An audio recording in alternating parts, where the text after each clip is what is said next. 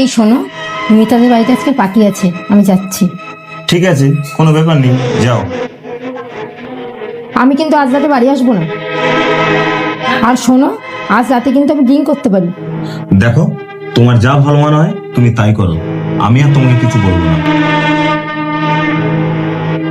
কি হয়েছে তোমার?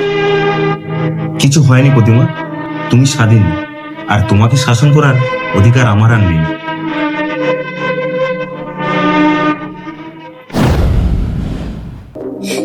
বিশু, আজ যা পার্টিটা হলো না। হ্যাঁ রে, সত্যি পার্টিটা খুব সুন্দর হচ্ছে। কি রে প্রতিমা, তুই আজকে চুপচাপ আছিস, কিছু ভাবছিস? জানিস, আজ একটা অদ্ভুত ব্যাপার হয়েছে। সেটা আবার কি হয়েছে?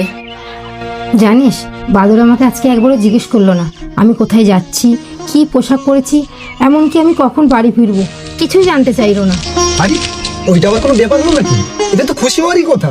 না রে, আগে যখন ও আমাকে শাসন করতো তখন আমার বিরক্তি লাগতো, মনে হতো আমার কোনো স্বাধীনতাই নেই।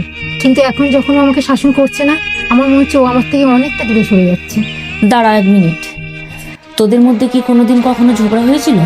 হ্যাঁ রে, আগে প্রায় দিনই বাদলের সঙ্গে আমার ঝগড়া হতো। তখন বাদল আমার রাগ মানাতো, আমাকে বুঝিয়ে বলতো, এমনকি আমাকে শাসনও করতো। এখন যেন বাদল কেমন বদলে গেছে, এখন কিছু বললেই বলে তুমি যা পারো তাই করো। ও, এবার বুঝতে পারলাম, ও তোকে সত্যিই ভালোবাসে রে। আসলে কি জানিস, মানুষ যখন কাউকে ভালোবাসে না, তার ভালো মন্দ নিয়েই কথা বলে।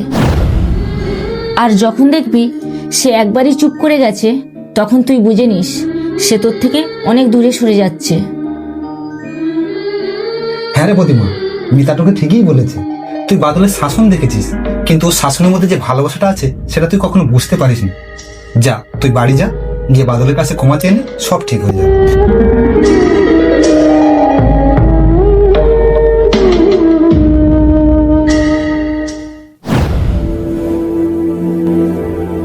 বাদল,